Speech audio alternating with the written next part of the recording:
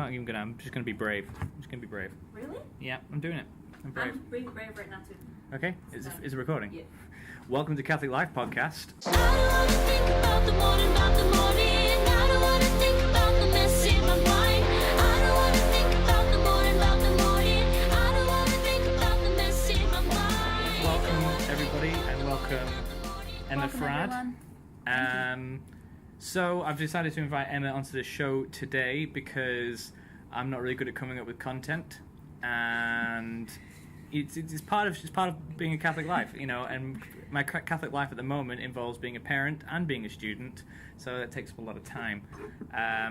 However, I thought I've come up with another plan. I'm going to interview a whole bunch of other people. I've got a few people lined up where I'm going to ask them how they live a Catholic life. So be prepared. All right. This is your warning. Okay. And we're just going to have a chat. So it's going to be like Gregorian chat, except less Gregory, more Dom, and in this case Emma. Okay. So let's try that out. Cheers. Yeah. So Emma, how long have you been a Catholic? I mean, I guess you could say I was born Catholic, but I kind of decided to be Catholic after not being Catholic about 11 years ago. So you're like a revert. Yeah. Yeah. And so what tell us a bit about yourself, like what kind of stuff do you do? What do I do? I just started doing this thing where I fast in the evenings and the mornings, and I eat at lunch. So that's something I'm trying to do. Is that intermittent fasting? Yes. I tried that for a while. Yeah. Thoughts? Yeah. I'm probably going to give up soon. It's really awesome, not conducive to a family environment, I found. Because I'd get home and Jess is like, I'm not doing this. And then she'd cook a steak, and I'm like, Ooh, that's looks hard like to I'm say having no to. steak. So you do intermittent fasting? I've just started doing it. A good friend of mine and my brother started doing it, so the walls kind of caved in on me, so I'm giving it a go. Yeah. I like it just for the sake of just trying to be disciplined. So that's good. So it's not so much a religious thing, more of a peer pressure thing. Yeah, it's actually not a religious thing, which is scary how much it's working. Whereas 2 months ago when Lent happened, I certainly failed my fast there. Right. So. Yeah. What else do I do? I work for Net Ministries Australia. And I recruit volunteers for our mission teams, which is a lot of fun. I just have a lot of conversations with people all around the world every day. So what kind of stuff is Net involved in, just in case anyone's listening to this and wondering?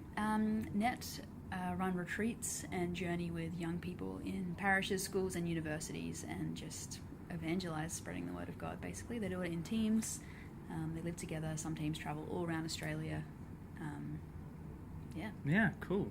And so, like, you know, that's, I guess, I feel like when we think of the Catholic life, we maybe think about something like Net. Because I went to a place called Spec in the Westminster Diocese. Yeah.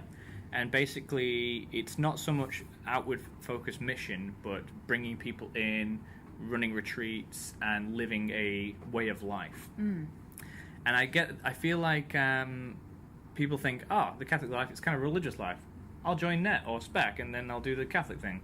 And then I'll leave Spec, and then I'll carry on with my life, or whatever. I don't know what people think. That's what I thought, I guess. Anyway, so how long have you been in Net? Well, man, it's been a while. Net, was sort of responsible for my reversion, you could say, in 2008, and then 2009 I joined and volunteered for 2 years, and then I worked on staff in Canada for about 6 years. And then I had a 2-year break, lived in England, and now I've been working at Net Australia for 3 years. Goodness, you've been everywhere. Yeah.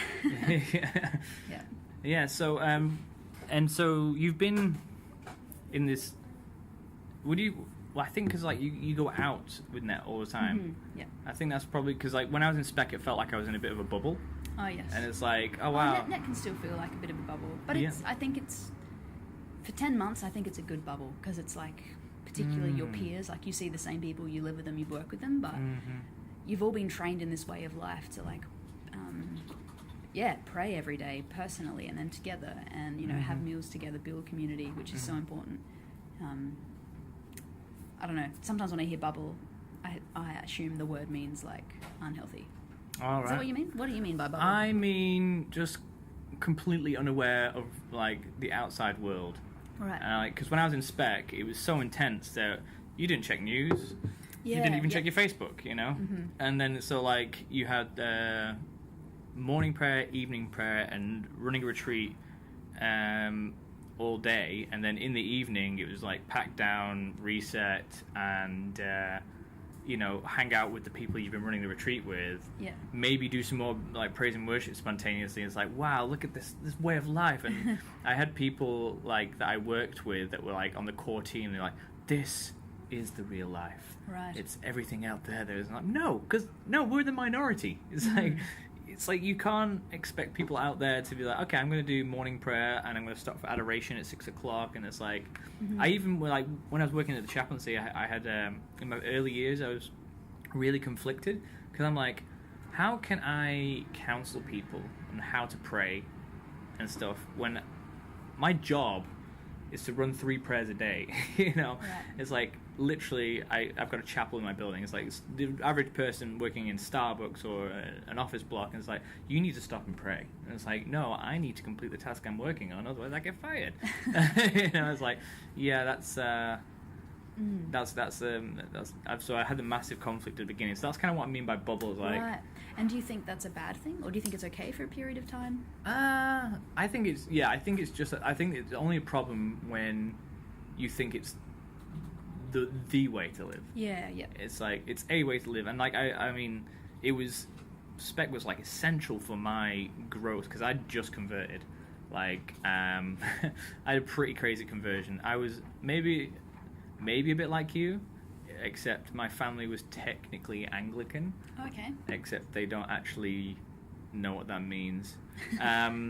So the Anglican in the sense that they were English, and therefore if everyone's nominally Anglican. We have a vague Christian understanding of life, and but I didn't believe in God.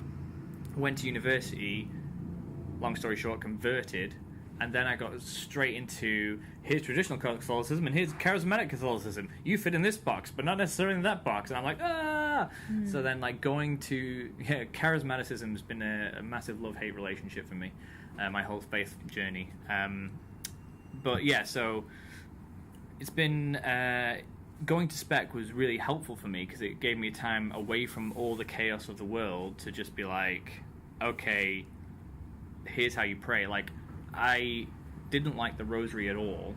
I was like, this prayer seems pointless. It seems not Christian, because of the whole Mary thing. Right. But then going to spec, I was challenged by somebody that was really into the Marian devotion.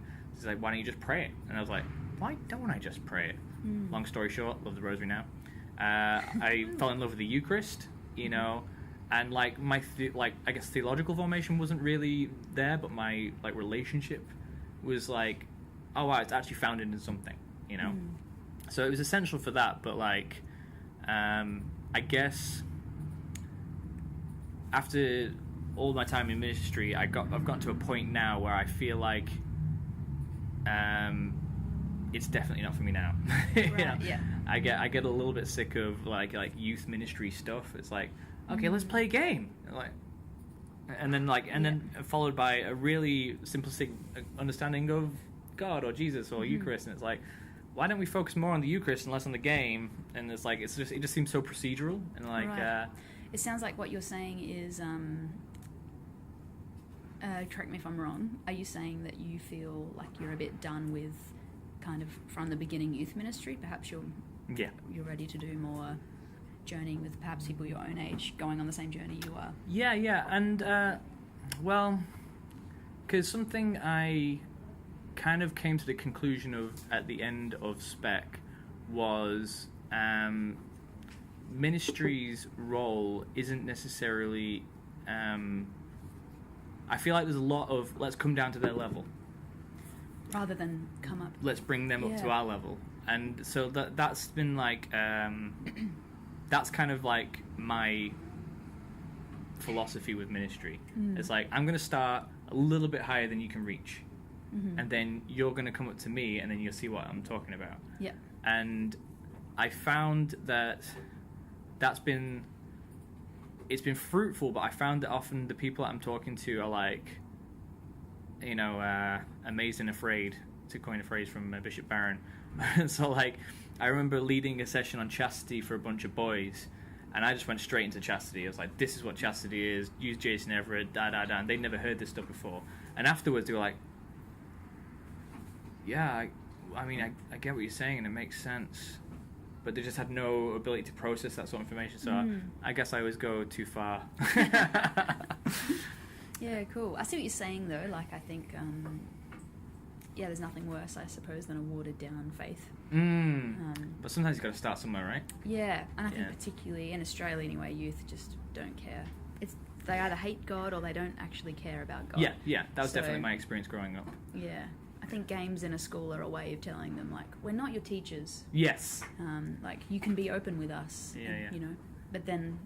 And testimony I always found was really, really powerful. Yes, definitely. And it's like, oh, wait a second, you're telling me about your life? It's like, yes, I have a life. You have a life? Yeah. And then all of a sudden they're really interested. Yeah. And also I found it's a really good evangelism tool. I remember having a chat in a pub with a mutual friend. Well, actually, it was his friend. I've never seen him since. But anyway, and he was like dead against God and Catholicism. And I was like, I'm going to try out my testimony on him. And I'm going to answer all his questions in regards to testimony. He's coming at me with, why is there evil in the world? All this stuff. And I was just kind of like, yeah, I see what you're saying. But in my experience, this is what I've shown. And then, like, I'd just say that to him, and he'd be like, oh. Anyway, night finishes. The next day, my friend Sam was like, so you really impressed my mate the other night. He said he's never spoken to anyone, had that good a conversation about Catholicism. And I was like, yes. Awesome. But, so I think testimony, but I think, because I'm a massive fan of Bishop Barron, intellectualism is a really big part of, like, being able to have an understanding as well has been a really big part of my Catholic life and, like, ministry, I feel. And that's, like, you know, why I do the podcast, because intellectualism's hard. You know, it's like, just go and read the Summa. I'm like, nope. Can't read it. I'm dyslexic. So I just, like, you know, do Bible studies, watch heaps of videos, and just, like, try and think really deeply about things and pray about it. And I find that, you know, I come to an understanding which often is, if it's not like spot on, it's like close as. Yeah. So I think, you know, that's a couple of things that have happened in my life. But I feel this interview has become you interviewing me. No worries. One thing I did want to talk about is so the Tolkien movie's just come out recently. Oh, really? Yeah, a movie about the life of Tolkien. Oh, I didn't even know. Well, I haven't seen it. Well, yeah. Go watch it. Yeah, get out. No, I haven't seen it yet. But there's been a lot of, like, fuzz about it. It's kind of like, because Tolkien was, like, deeply, deeply Catholic, and he this doesn't really come into the movie. Yeah, and that's so weird. Yeah. What's it about? A guy writing a book? Yeah, it's about the Sounds guy who boring wrote Lord of as. the Rings, which, by the way, is not Catholic. Don't let anybody know. So you are what some might call a creative. Sure. In that you're a musician. Yeah. I'm not a fan of the term, quite frankly. Shana has long debates with my little sister and I, and she's saying things to me. Anyway, so, like, how does being a Catholic, how does being a musician and Catholicism come together? Because, like, you know, you get the whole Christian music isn't very good. You know, Catholic production specifically is usually low, let's say. So, like, how does, like, faith come into that element of your life? I think I've always been into music. When I had my reversion, it certainly influenced the way I started writing music. But I didn't want to write praise and worship. I didn't want to write something that sounded like Hillsong. I think at the time, I just found it a bit too simplistic, and I was used to maybe more intricate guitar, which I think was good. I think it helped me to create something perhaps new. Yeah, I think still today, I don't know, like, part of me would actually really love to write some good good music for, say, the Holy Mass. It's hard, because I don't want to write something that sounds like Hillsong. I want to write, something that's good and beautiful and skillful. Not that Hillsong isn't that. It's just it's a style, isn't it? It's simplistic. I'm not bashing Hillsong. It's just my point of reference, because I feel like Hillsong is... a very big group. Yeah, a very big Christian group. But I don't know. Sometimes, I guess when I go to write music, I'm kind of seeing it through the lens, I suppose, of my Catholic perspective, my prayer life, certainly. Sometimes I think I can get a bit too deep and a bit too, zoomed in, and I need to just write a song about ginger nut biscuits or something. Right. Just to break out of it. Yeah, because I've dabbled in songwriting and music as well, and I found that whenever I tried writing a song about God, it was just like, okay, now this is a theological discourse. and also because my level of guitar skill isn't necessarily very, isn't very big. I'm more into singing than I am into playing guitar, and so I can only do very basic things to accompany my voice. So when it comes to writing songs, they're always very basic. And I actually wrote some mass parts, and the purpose of writing the mass parts was because this is when I was a lot younger and I couldn't sing the songs that were in the mass. So I was like, I'll write some simple ones that everyone can do. And now I hate those mass parts. But they're simple. It's and cool that you wrote them. Yeah, well, I enjoyed it. And I went through this phase of writing heaps of songs, and now I can't string two sentences together in a lyrical form. Do you think you're being why do you think that is? I think I've just I stopped and I got out of the buzz of it, because I was writing lyrics all the time, and then I got busy and I put my guitar down and I didn't pick it up again for a while. So I think that's what it is. Shana keeps calling me poetic. I don't know what that means. And I do want to quite get into poetry and understanding of it. So you did music pre-reversion and post-reversion? Yeah, when by doing music, I suppose, I took guitar lessons, taught myself drums and bass, a little bit of piano on my years serving with Net. But I've never actually studied it. Yeah, so but your creativity was already there. So you was I want to do music. Were you writing songs before your reversion, or? Yeah. And so how did you bring that with you into your Catholic faith?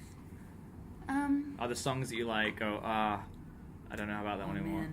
Some of them are still cool. Yeah. Usually the ones I wrote with other people. I can't really remember the ones I okay. I wrote.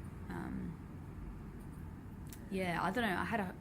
When I kind of came to know God, I was sort of I was ready to say no to a lot of the things in my life and just to really start fresh.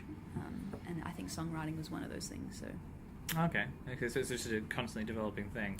Yeah. And you just haven't stopped, sometimes it's not always a thing you're in the mood for. Yeah. I'd actually really love to run a songwriting retreat. I'm thinking about doing that this year. Oh yeah. What's that? Sure. Yeah, I think my favourite thing said about songwriting was by this Australian artist called Sarah Blasco, and she said, songwriting isn't always romantic. And I think before I heard that quote, I was always kind of trying to force myself to be in this headspace of really feeling it and writing something really beautiful.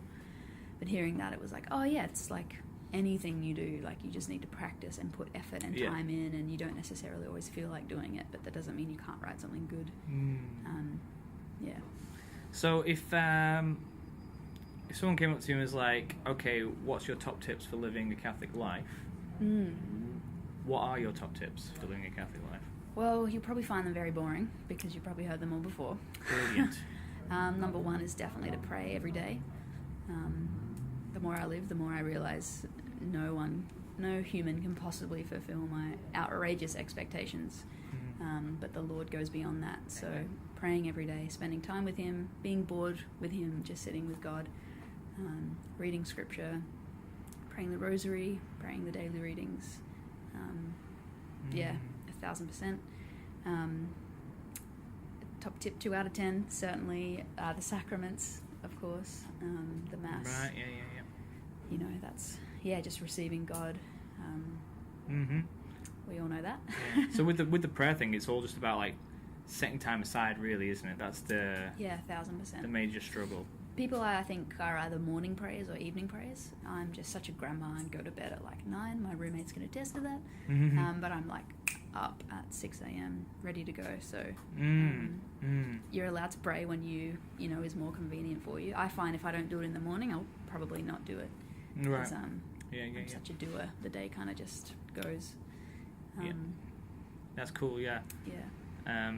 Because I'm going to do a podcast. One of my rants is going to be about intentionality, and that's how essentially that's what being a Catholic is. Let's do it now. Let's do it now. Yeah. Okay, just carry on rolling. So yeah, and I think it's about that setting time aside, and that's just that's the prayer. Because when people say pray, it's like I feel like that's now such a vague thing. It's like, oh, you just got to pray, and it's like, does that mean free prayer? Do I have to do a certain prayer? And it's like, whatever fits you. And it's like, I don't know what fits me. And it's like, it's such a journey. Try out everything. Yeah, just do something. Which is one of the things I love about Catholicism is like, I don't know what to pray. It's like, well, we have something pre-written. Here's one I made earlier, And but I think I'm very much a doer as well, and I'm like, if I'm going to do it, I just have to do it. Otherwise, it'll never happen. Yeah. And so I'm always setting schedules. It's like setting alarms, and it's like, right, let's do this. And the sacraments as well. It's like, how would you maybe recommend people get into the sacraments? Kind of something answering that question, but also something else you were saying about intentionality. I'm reading this beautiful book. I'm going to butcher the name. I think it's called You Are What You Love, and I've forgotten the guy who wrote it. But the theme in that book is that habit changes hunger. So I think a lot of the times when people don't pray or don't go to mass, they just feel like, oh, I don't feel like it. So I'm not going to, I wish I could be the kind of person that prays every day, or that maybe even goes to a daily mass, but I just don't feel like it. But I think if you're intentional and you're like, okay, for the next month, I'm going to try and get to one daily mass a week, or for the next month, I'm going to pray 10 minutes a day. I'm actually going to set my timer on my phone, and I'm going to pray for 10 minutes. And if you build that habit, it'll of course change your hunger, because what you're doing is you're spending time with God, who you actually hunger for in the first place. So how would you get in the sacraments? I think learning about the Eucharist, I'm just going to start with the Mass. I think that for me changed my life. I'm a huge advocate for good quality, beautiful, skillful music in the Mass, and I think that's something very much lacking in our church today. And I think if you don't know why you go to the Mass, that is the number one kind of distraction that can make you feel like Mass is boring, or you don't understand it, or you can't enter into the space, because you have to be so intentional about doing it, or else you just think about what you're doing after Mass the whole time. Yeah. Or perhaps the priest isn't a gifted speaker, perhaps your mind wanders. And I feel like this is something that's slotted into every Catholic talk you ever hear, but I think social media is really taking that away from us. It's limiting our attention span. Right. So learning about the Eucharist, and that's for me, my old spiritual director, Father Scott, now Bishop Scott McCaig, he taught me so much about the Eucharist. And why we believe what we believe, looking into the readings, when Jesus said, I am the bread of life, unless you eat my flesh and drink my blood, you have no life in you. And I was telling Shana about this the other day. That for me, just going over that, John obviously he writes his gospel in Greek. Jesus is speaking in Aramaic, but John, first the word he uses is phargain. You probably know this, which is a Greek word for consume. So Jesus basically says, unless you consume my body, you don't have life with you. And the Pharisees don't understand. And Jesus, he's a good teacher. He doesn't go like, oh no, like it's just metaphorical, like when I call myself a vine or a door, like he says it again, and this time the word he uses in Greek is trogain, which means literally to gnaw, to rip with your teeth. So Jesus is getting very explicit. He invokes the covenant oath. He says, amen, amen, I say to you. So he's getting very serious, very solemn, and obviously that on its own is totally weird, but if you understand, the Old Testament, when the angel of death would pass by your house if you had the blood of the lamb spread on the doorpost. But in this new covenant, Jesus is that lamb, and, it's his blood, and it's an everlasting covenant. I was just reading in Hebrews just before, it's just one death, one sacrifice. Death is defeated, and I don't know, for me, perhaps the bit of the intellectual side really helps me enter Right. in. Something Father Scott also told me, you know, if you go to one mass and with love and devotion, you know, with attentiveness, it's the most highest prayer a Christian can do. And he said it's higher than, you know, you could raise the dead or convert all of Islam, you know, he said, but if you attend one mass with love and devotion, it's the highest prayer you can do. You're entering into heaven. So, I mean, that just gets me going. That's the kind of stuff I love. So I think looking in the right places where you can find good teaching. Like, if you're not excited about something in the Catholic faith, it's because someone hasn't explained it to you well enough. Exactly, so go out and find it. I went on a rant there. But... No, it's beautiful. That's, you know, you're the one that's meant to be ranting in this show. But yeah, I think it starts with that emotional thing, and it has to lead to the intellectual, because the emotional like can fizzle out and stuff. And that's definitely what I found in my journey. One thing that I've started doing more recently, and I've always felt like called towards this, but I've never followed through on it necessarily, is dressing up as smart as possible for mass. Oh, cool. Because it's kind of like, you don't have to. And actually, sometimes in this country, it's not nice because it's quite warm or it's quite cold, which is okay when you're dressing up smartly. But like, it's at least put like a smart shirts and like smart shoes, smart trousers, and it's kind of like, because I'm going to something important. And, you know, we're talking about what is prayer briefly earlier, and it's like, that's a prayer for me. It's kind of like, no, I'm gonna wear my church clothes. Awesome. That's great. I remember one time on a retreat, this was a really beautiful moment. I was running this retreat up north somewhere, and we were just like in between stuff, and this kid pulls me aside, and he says, "You see that over there?" And there's a shirt hanging on a line. So he said, "See that there?" And it was just like an average shirt from Hallenstein's, and he goes, "I'm gonna wear that on Sunday." I was like, oh, this kid gets it. He gets it more than I get it. And I was like, I'm there in my t-shirt and shorts, and he's there like, he set this thing aside specifically for Sunday, and he's like, he's thought about this. But yeah, so I guess we should probably bring it to a close, because Shana keeps waving at me, and I don't think it's just that she wants to say hi.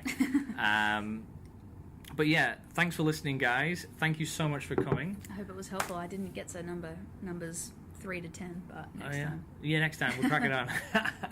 So, join us for more Catholic podcasts soon, and see you later, and God bless. God bless. Bye.